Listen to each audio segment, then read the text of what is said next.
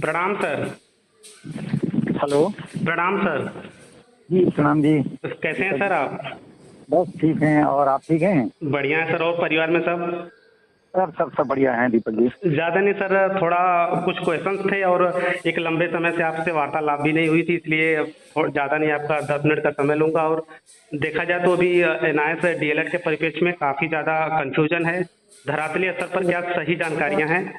इसका मतलब आपने जो क्वेश्चन पूछने का जो मंशा है आपकी एनआई डीएलएड के संदर्भ में ही है, लग रहा है मुझे। बिल्कुल सर, चूंकि एक लंबा समय बीता, इसलिए काफ़ी जो व्यक्तिगत रूप से जानने वाले हैं एनआईएस डीएलएड के हमारी यूपी से, उनका भी यही कहना था कि सर नंदन बोरा सर को एक बार लाइए, क्योंकि सर के जो है कि मुखार बिंदुओं से काफ़ी लंबा समय बीता है कि उनके जो है कि अभी कोई वीडियो में मैं बहुत लंबे समय से थोड़ा सा दूरी बनाए हुए था। मैंने कहा कई लोग उसका प्रयासरत हैं, वो अपने तरफ से प्रयास कर रहे हैं। योग्य व्यक्ति अगर कोई आगे आता है, कोई व्यक्ति कहता है कि मैं इसको ये कर सकता हूँ, ये करके, तो मौका मिलना चाहिए। जबरदस्ती जी सर, ये तो है। आगे आना मुझे न्यायोचित नहीं लगा, इसलिए मैं किनारा होना ही उचित समझा। इसीलिए थोड़ा सा लोगों से संवाद होगा इस संदर्भ में सोशल मीडिया के माध्यम से नहीं हो पा रहा था। बाकी तो लोगों के दूरभाष द्वारा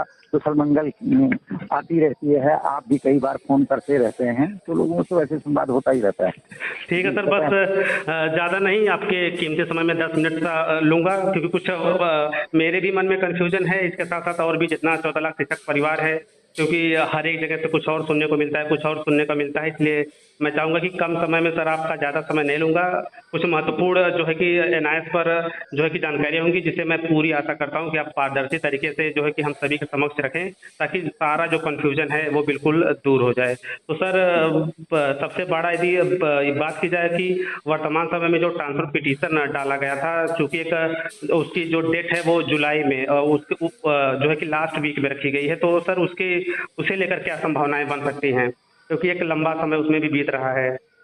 जी देखिए, कई लोग, मैंने जैसे पूर्व में ही आपको वार्ता से पूर्व ही मैंने आपको ये बोल दिया था कि कई लोग जो अपने अपने इस तरीके से कानूनी उसमें क्या फायदा मिल सकता है हमको, किस प्रकार से अन्य राज्यों को उसका बेनिफिट मिल सके, इसलिए लोग प्रयासरत हैं, कर रहे हैं।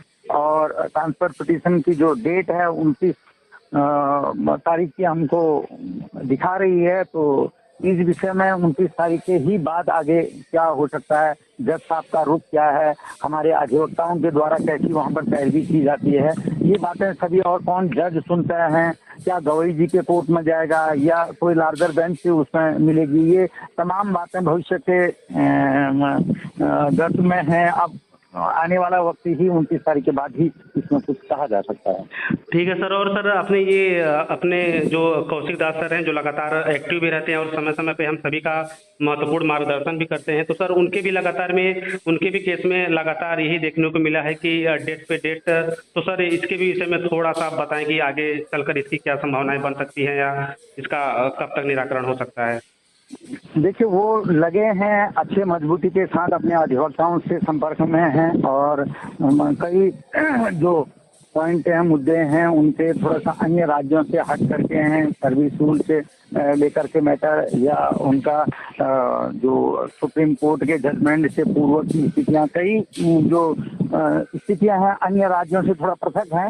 वो प्रयास कर रहे हैं कि उसमें हम अपनी बात को जज साहब के समक्ष रखेंगे। डीवी में उनका मैटर जा चुका है, और उसके बाद जो भी निर्णय होना है जल्दी ही होना है। उसके बाद वो सुप्रीम कोर्ट ही, अगर बाई चांस उन्होंने ऐसा उनको नहीं लगा, सुप्रीम कोर्ट का आदेश से बधे हुए वाली पोजीशन उनके साथ भी अगर ऐसा प्रतीत होगा, तो सुप्रीम कोर्ट में जाएंगे वो। अन्यथा कुछ ऐसे भी कानूनी उनमें रास्ते हैं जिससे कि वेस्ट बंगाल को वहीं से भी बेनिफिट मिलने की संभावना प्रतीत होती है।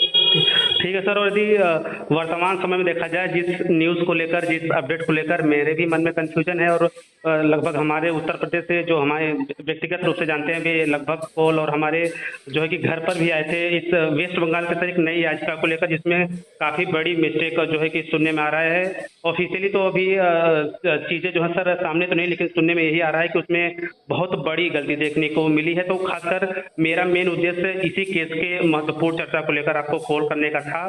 तो सर इस जो है नई याचिका में क्या है, क्या संभावनाएं बन सकती है, क्या यह एनआईए डिलेट को किसी और परेशानी में डाल सकता है या फिर उबार सकता है? तो इसके सर प्रत्येक बिंदु पर जो भी जो है कि पारदर्शी तरीके से आपके जहन में चीजें हों, तो प्लीज आप इसके संबंध में बिल्कुल क्लियरेंस दें, क्योंकि इसे लेकर सबसे बड़ा और लगातार एनआईए के जितने भी ग्रुप है सर, लगभग डेली ग्रुप बनते हैं, जिनमें से 18 ग्रुप में मैं खुद व्यक्तिगत रूप में हूँ। तो उसमें भी कई चीजें अफवाह के रूप में ये वो ऐसे वैसे बहुत कंफ्यूजन भरा चीजें थी। तो सर इस पर थोड़ा सा आप क्लियर करें कि क्या है, कैसे है, क्या इसमें क्या क्या चीजें मेंशन की गई हैं।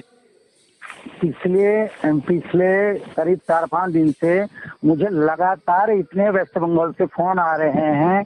उनका एक ही प्रश्न है कि सर जो जिसमें हम लोग याची बने थे, किसी के द्वारा, बिहार के किसी के व्यक्ति के द्वारा वो रीट डाली गई है, वो फाइल सुप्रीम कोर्ट में याचिका डाली गई है, जिसमें एक बहुत मेजर मिस्टेक, जिसमें एनआईएस की फाइल में एनआईएस के कैंडिडेट के द्वारा ये कहा जाता है कि जो एक टीईटी अध्यापक पात्रता परीक्षा दी गई थी वो इलीगल थी, इन शब्दों का उल्लेख किया गया है। ऐसा मुझे कई अभ्यर्थियों के द्वारा वेस्ट बंगाल के बताया गया, जिसमें मैंने उनको यही कहा, भाई जिसके द्वारा ये किया गया आप उनसे संपर्क करिए। तो जब मुझे फोन आ रहा था, क्योंकि वेस्ट बंगाल का मैटर अलग था और वो वहाँ के लोग लड़ रहे थे, तो वो अपने स्वयं ही उसके लिए जिम्मेदार भी थे। परंतु जब इनकी इतनी चीड़ाएं बढ़ती गई, बार बार मुझे कई लोग फोन करते, मेरे पास कई फाइल वगैरह आए हैं। आगे अगर बाई चांस ये याद आ गया तो मैं इधर फ्री होऊंगा तो मैं नेट वगैरह चलेगा मेरे उसमें, मैं अभी ये फोन हमारा वार्तालाप खत्म होने के बाद मैं वो फाइल और वो वीडियोज वगैरह आपको भी शेयर करूंगा। तो उसमें जब ये चीजें देखी गई कि एनआईएस का कैंडिडेट ही कह रहा है कि एनआईएस कैंडिडेटों के द्वारा जो टीईटी पूर्व में भरा गया है वो इलीगल था, गलत था करके, तो ये समझ में आ रहा है कि ये फाइल क्या एनआईएस के कैंडिडेट के द्वारा करा गया है या किसी अन्य के द्वारा किया गया, या एनआईएस कैंडिडेट है कोई दूसरा है। तो ये पता चला बिहार के कोई व्यक्ति हैं उनके द्वारा किया गया।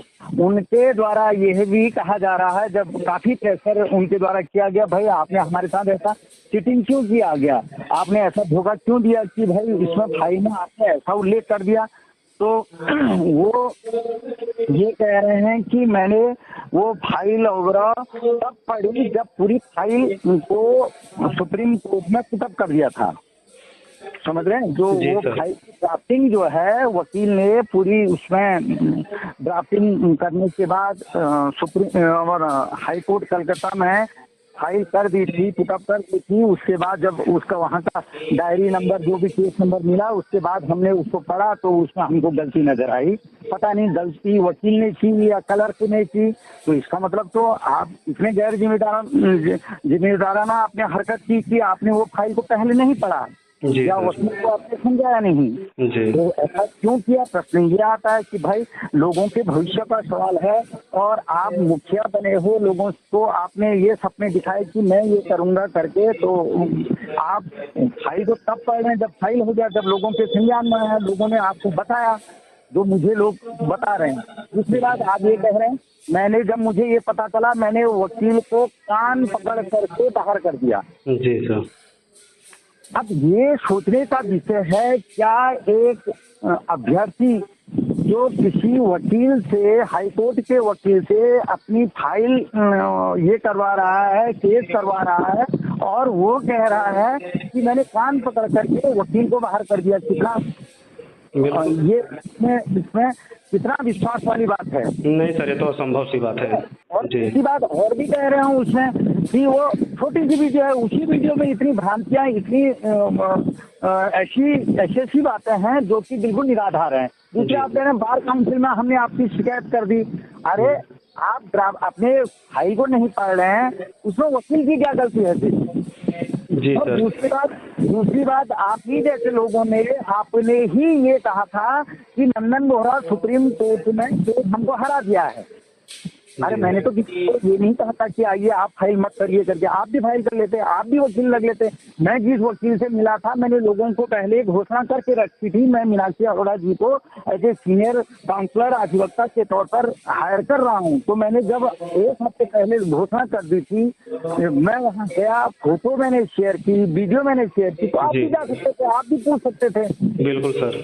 क्या उसके बाद और भी कई बातें उसमें ऐसी कहे कि अरे हम मूर्ख थोड़ी हैं, हम कोई अच्छा काम कर रहे हैं, लोग उसमें जहर घोलने का काम करते हैं। क्या अच्छा काम करते हैं बताइए आप? जी सर। है ना, क्या अच्छा काम कर रहे हैं, क्या क्या आपने ऐसी एक्टिविटीज वगैरह कर दी लोगों को, उसके बाद धमकाया जा रहा है जी कि अब हमने हमारे कम बजट की वजह से हमने ये वकील रखा था, अब हमने सीनियर वकील रख दिया। अब दूसरी ओर कह रहे हैं हम कोर्ट खुलता है उसकी ड्राफ्टिंग तो हम वापस ले लेंगे। जी उसके बाद फिर कहा जा रहा है नहीं नहीं, उसको हम उसी वीडियो में कहा जा रहा है नहीं नहीं हम इसको ऐसे करा रहने देंगे, नया ड्राफ्टिंग करेंगे। अरे supreme court, high court, supreme court, क्या न्यायपालिका आपकी जेब की रखी हुई है क्या? जब आपने निकाला, जब आपने जेब में रख दिया, आपने ड्राफ्टिंग कर दिया इतना गलत बात एनआईएस की खिलाफ करते हुए। जी वो लोग परेशान हैं, बेचैन हैं, व्यथित हैं, और उसके ऊपर से कहा जा रहा है कि हम आपके ऊपर केस करेंगे। इतना आसान है क्या? लोग अभी ये कह रहे हैं कि जिस उन्होंने ये कह रखा है, जिस वकील का हमने कान पकड़ करके वकील को ये कर दिया, करके बाहर कर दिया जी और बार काउंसिल में उसकी कंप्लेन कर दी। लोग जी। कह रहे हैं कि सर हम इस वकील को ये वीडियो भेज रहे हैं, क्या आपका कान पकड़ा गया है? जी तो मैंने कहा भाई आप स्वतंत्र हैं, आपके साथ अगर कोई ऐसा चीटिंग हुआ है जरूर आपको करना चाहिए, इसके लिए आगे आगे आना चाहिए, ठीक है ना। अब जी उसके बाद आप आज तक किसी का विरोध करते आए थे, अचानक आपको इतना माया ममता, माया मोह क्यों होने लग गया था? आपने उत्तराखंड के लोगों को इतना अंधकार में रख करके उनको पागल बेवकूफ बनाया आपने, उत्तराखंड के हमारे लोगों को। जी सर। आज उनको किनारे कर दिया आपने। जी तो सब जगह आपकी ये नहीं चलेगी ना कि भाई आप ये कहेंगे कि हम ही विद्वान हैं। इसका मतलब पूरा ये प्रतीत हो गया लोगों को कि भाई आप एनआई डीएलएड के अभ्यर्थी हो ही नहीं। जी सर बिल्कुल। है, जब आप एनआई के साथ इतना सौतेला व्यवहार कर रहे हैं, इसने आपने कैसे कर दिया आपने ये? जी एनआई का फाइल किया केस, एनआई के ही विपरीत लिख दिया उसमें। जी तो लोग बहुत उबाल में हैं। आपका फोन आ गया तब मैं आपसे ये बातें शेयर कर रहा हूँ। मैंने उनको कहा भाई आपके साथ अगर गलत हुआ है तो आप संबंधित व्यक्ति के खिलाफ जो भी कानूनी कार्रवाई करना है आप करिए। अरे उनको क्या हक है वो कहें कि हम आपके खिलाफ केस कर देंगे, सुप्रीम कोर्ट आएगा ड्राफ्टिंग के विषय में ये कर देंगे। आप उस वीडियो में कितनी बेहुदी बातें कर रहे हैं, कितनी गलत बातें कर रहे हैं आप। जी सर।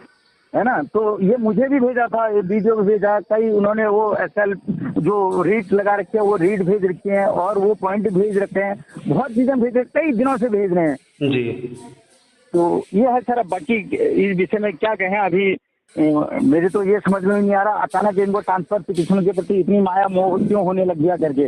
अच्छी बात है, आगे आइए करिए, है ना।